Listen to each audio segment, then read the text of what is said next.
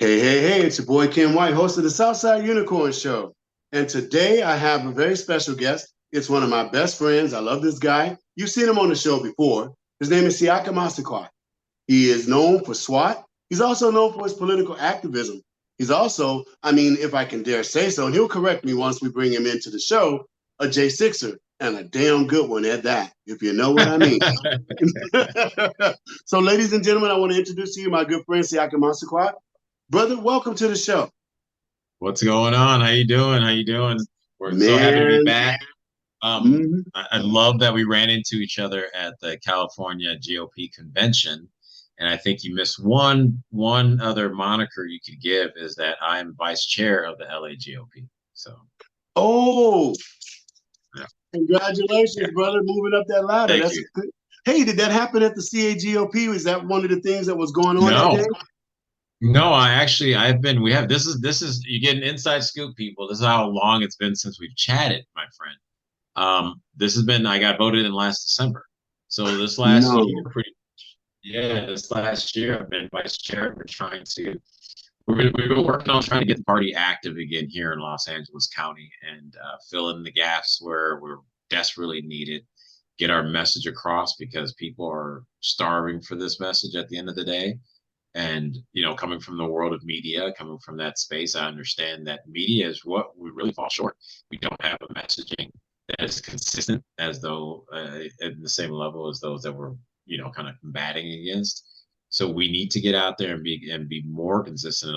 And what I look for and hope in my position and what I bring to the table is that ability to message can now be used in a more constructive way within the party. So Well, brother, with you now as the vice chair, that message is going to come out loud and clear. You have a talent, you have a gift, and now you're lending that gift to the GOP. We are the winners by you lending that skill set to us because you're an accomplished actor, if I'm not mistaken, right? Well, I like to believe so, and so does my mom, and not my wife. But yeah, no, I've been out here. I've been in the industry since 2004. Worked on television, film, movies, plays. That's my home in a sense is where I started doing acting was on stage. But yeah, Right. before the So shutdown, basically, you're part of the IDMB, right? Did I say it right? no, IDMB.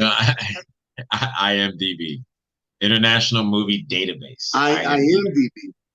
Yeah. So See, yeah, I if I mean was we're a on member there. of that, I'd already know that, but I'm not a member. It's okay. It's overhyped anyway.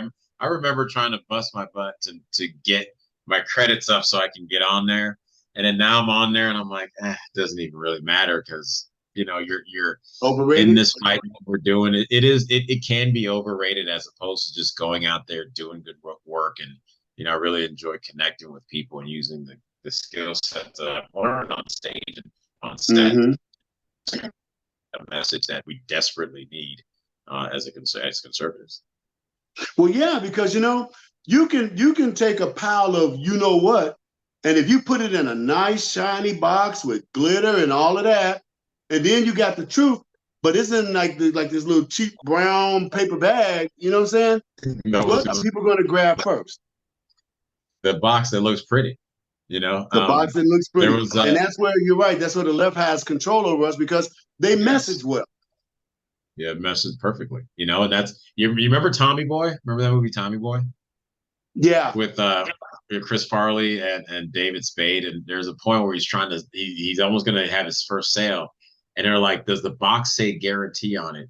And he said, I could put a bag of dog crap in a box and put guarantee on it. Will that make you happy? And then the guys kind of gives him a look like, that's a good point. Like it doesn't matter if the box says guaranteed as the product is the product.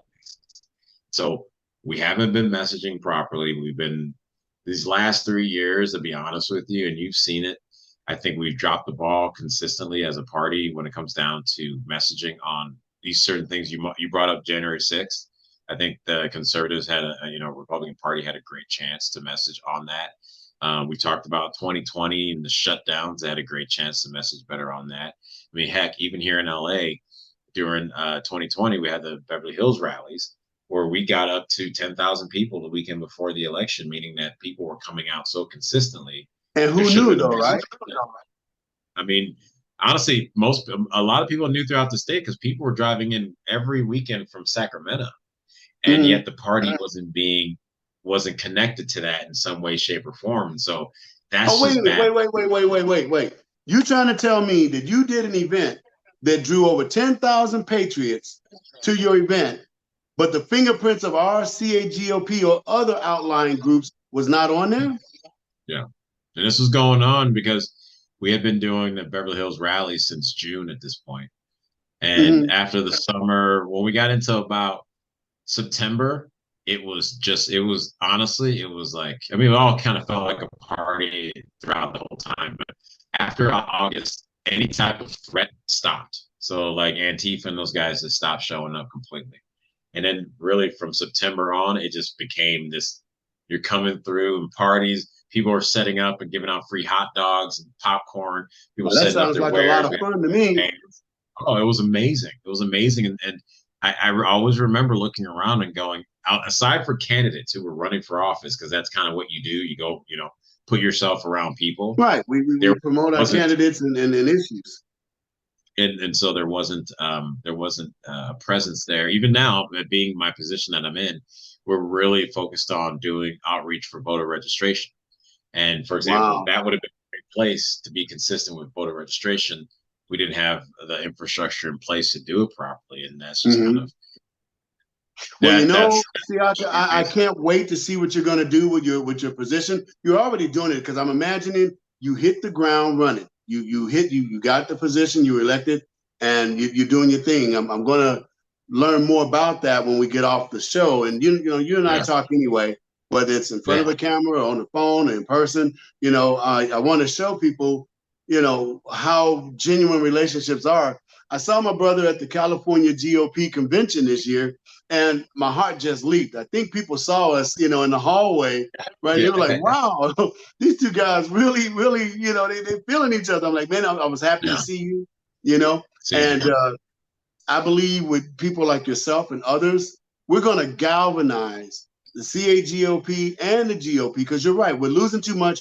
In the next segment, I want to talk about that a little bit more. But right now, with the time we have left in this segment, what were you doing on October 6th? Can you remember? I mean, not specifically or precisely, but on October 6th of 2023, what were you doing, brother? The day before the attack on Gaza, or Yes. sorry, in Israel. Let's see, the sixth. That was a Friday. Mm-hmm. Uh, um, I had a board call. I had a board call that for the LAGOP. We had a board call that day, and we hung out. The wife and I went that evening and hung out with a good friend of mine who goes to church at Gospel. We actually both go there, and his wife, and we got to meet the wife, and do a whole dinner thing for the first time in fellowship for the first time So together. on October 6th, 2023, which that's a good ring in my ear, brother. I'm so glad for you that you can use that word. One, you were Yeah, fellowship. Two, you were fellowshipping with your wife. Three, you were fellowshipping with good Christians and doing your thing yeah, on October 6th. yeah. It was a great day, actually. I was chilling. Well, actually, I wasn't. I was doing my job. I won't make big of it, but there's a job that I do, and I was doing that on October 6th. Mm. No different than we were living our lives and doing our daily lives. And that's what I wanted to point out is you were living your daily life. I was living my daily life. In Israel, I could imagine people were trying to make sure that the speakers were working, making sure that the Mm. lighting for the stages for the celebration to come the next day. They were Right. busy doing those things. And then unfortunately, we all woke up to October 7th, no differently than we woke up to September 11th. And like a scene from the movie Red Dawn, how they say, does life imitate art or does art imitate life? Like a scene from the movie Red Dawn, here come these parachutes out of the sky into that concert where those beautiful young people were simply celebrating in joy. Did you see any Yeah. of those clips, brother? Unfortunately, yes, I have, and seen more since then. It's I saw that, and I'll tell you that day of the 7th. Um, and then you start hearing stuff about the elderly and the babies, and I thought to myself, my wife and I, we at that time we were in the middle of a revelation, sorry, and we had just gotten there first time getting to that place in the Bible ever, Mm-hmm. and it just reminded me how just the Lord is, because he talks about the evil of men and what happens when people turn their hearts away from him and what they will do. Anyone can check out Romans 1 to check to read what happens when that happens. But there's also the promise in his salvation and grace, and I've seen that in my own life when I don't deserve it. I've seen him save my butt multiple times. So Amen. for what happened there, the only thing I can think about, because the barbarism, I believe all that, just like George Floyd back in 2020, that barbarism or that perception of it is set up so that we doubt his greatness. And if anything, it just should show like the more you turn away from him, the uglier you will be and become, and the tragedy you'll put on the rest of the world. And Mm-hmm. thank God that the Lord has grace, because those people that I believe, those people that went down in such a barbaric way will get justice, because he says in the Song of Moses that vengeance is his. So the fact that that exists, and I've seen him in my own life, it was the only thing that truly gave me solace when watching people parachute into unarmed partygoers. Yeah. You know There's no me, honor. wherever I'm at, I open my mouth. I'm talking to people here and I'm talking to people there. Wherever I'm at, I open my mouth. So I was in the grocery store today and we were talking about the subject of October 7th in Israel. And unbeknown to me, until he professed it out of his own mouth, the checker that was checking me out in my line is a person of Jewish persuasion.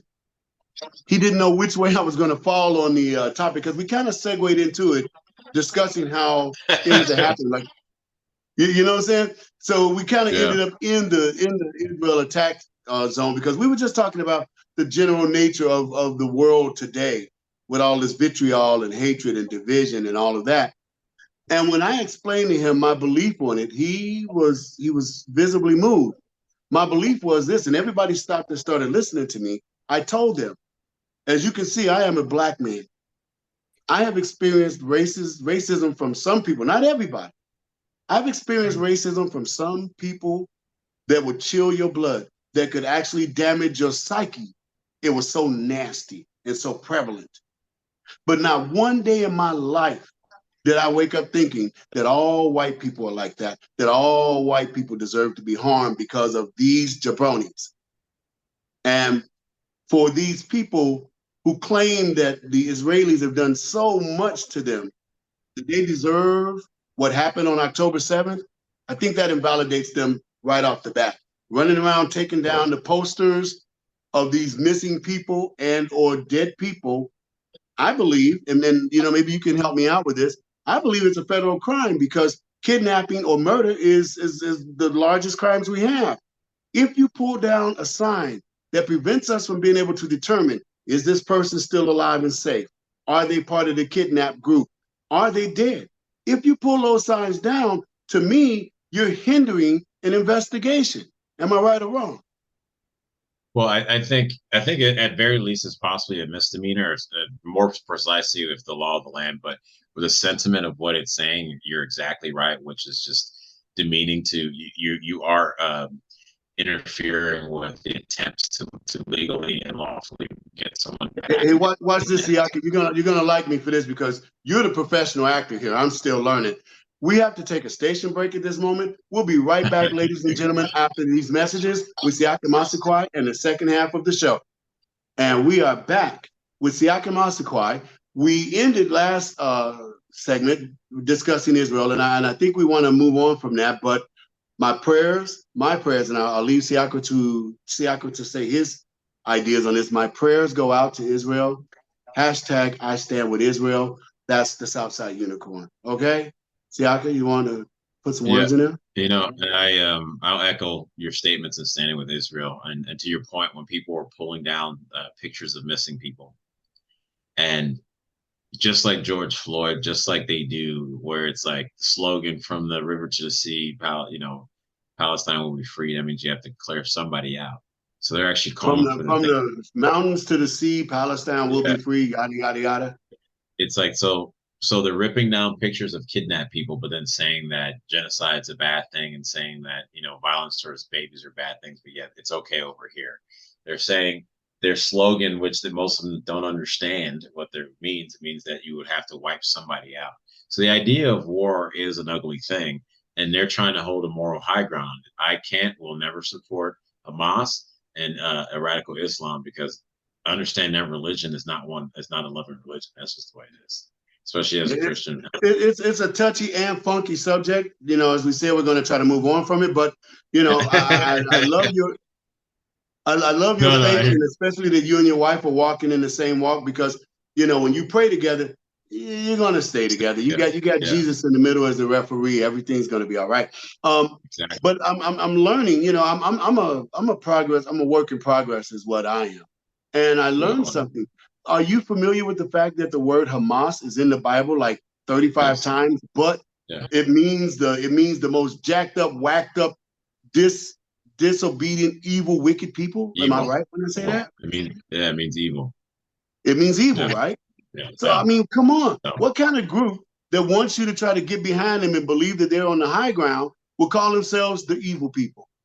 Well, it's and again, it's clear in the Song of Moses. It's clear in Deuteronomy, I believe. It's clear throughout Isaiah. It's clear everywhere that even Jesus said multiple times. Like I said, Romans 1. You turn your back to the Lord, He'll give you up to your devices, and we're fallen, and we can come up with some terrible things, especially when we partner up with the evil one and his spirits. And you Yeah, yeah. see that the people that are backing this movement in their fervor, it's almost carbon copy of the same people who were backing the BLM and the Antifa riots. So it's I really was just thinking that this morning, Siaka. It's interesting you would it's say that. I was like, I almost wanted to make a meme, but now you said it, so I guess I'll add it as a meme that you and I both yeah, came up with. But here's something I want people to ponder. The same people who want to call MAGA patriots cultists are the exact same people who sure. support Hamas.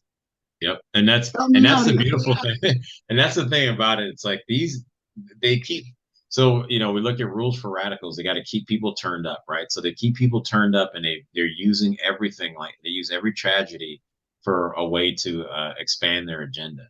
And I did a Yeah. video with my MAGA hat saying, hey, where are all those anti-Semitic MAGA supporters they were talking about existed over the last 6 to 8 years? We don't exist because it was never real. And now Exactly. my Jewish friends are seeing the facts of what's on the ground, right? On Mm-hmm. Thursday night, I just did Crystal Knock was the 85th anniversary of Crystal Knock, which was the basically when the Holocaust started, where they were Mm-hmm. allowed for 24 hours to do whatever they want to a Jewish person or their business. And you start to hear the stories behind it. 150 some people died in that one night. Buildings, merchant shops were destroyed, and the authorities are told to stand down. Tell me how Mm-hmm. that's any different than what we saw happen in Portland, Chicago, LA. Oh, you mean during the summer of love? You mean Jack Exactly. and Chaz and all that crazy jazz? Exactly. And and you know and I know what my was it? buddy he was told to stand down as a police officer in Chicago. And I'm hearing this, I'm like, wow. Well, Evil you does know the what? same thing. You got to remember, Siaka, we're governed by consent. No matter what side we fall down on, we are a group of people because of our constitutional republic. We are governed by consent. And when you have 10,000, 20,000 people who will not heed law enforcement instructions, the police have to stand down. There's not enough of them. When Well, you should be they're able to also have one told. cop and he should be able to go into an area of 200 people. And because we respect the law, because we consent to the law, that one cop should be able to control about 200 people. However, when those rafters fall down, when anarchy, chaos, and a socialist Marxist ideal marches through your streets, the police are ineffective, honestly. Well, when you have also, again, my buddy worked for Chicago PD, and the mayor told them to stand Pardon me. down. Yep. Pause it. Bless Yeah. you. I don't thank you. I don't know if that was for political reasons or for safety, but They're now like, we've talked about that. We've talked about Israel. We could, like, and I'm sure you would agree, we could talk 2 hours about our Oh yeah, we can concerns keep about. going. But I was hoping to get you on the show, bro, and I really wanted to ask you about something that you being a political beast, I know you saw it. I know that you know that I know that you saw it. Yeah, I'm gonna yeah, I'm, I'm yeah. gonna say a name and then I'm gonna just let you cut loose. Ready? There Because you go. I got 3 names for this cat. Okay. Uh-huh. One, I have a hashtag. You guys can try to use it too. Now, before I give you the hashtag, before I mention this guy's name, let me do a full disclosure. My vote belongs to President Donald J. Trump. I'm voting for President Trump no matter what. Okay. So I just want to get that out there before we go down this road and I mention Right. this person's name to you. Because once I start with his name, I'm just going to kick back and let you cut loose, brother. Let it go. There you go. Ready? Hashtag my man Swami. Vivek Ramaswamy. Woo! Did that man bring the noise or what? He's saying the quiet part out loud. For me, what he's saying there, like, look, Say I'm that used to again. playing. I said he's saying the quiet part out loud, and we Mm-hmm. need it. I'm used to playing sports, and I play sports at high level, and there's been a difference. I've been on teams where it's like, look, we expect to win, and I've been on teams trying not to lose. It's a very different way of moving. And unfortunately, there are aspects, I believe, of the party that is trying to play not to lose. And you don't win that way.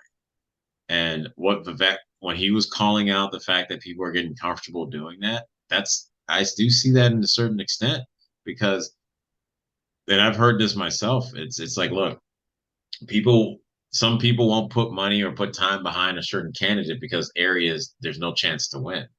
I'm like, you're already losing because with everything going on and what is just right in front of people's faces, everywhere is in play, and everywhere is in play so that the message of conservatism of republicanism gets around because by not taking a shot in any area because it's too blue to try, our messaging doesn't get there.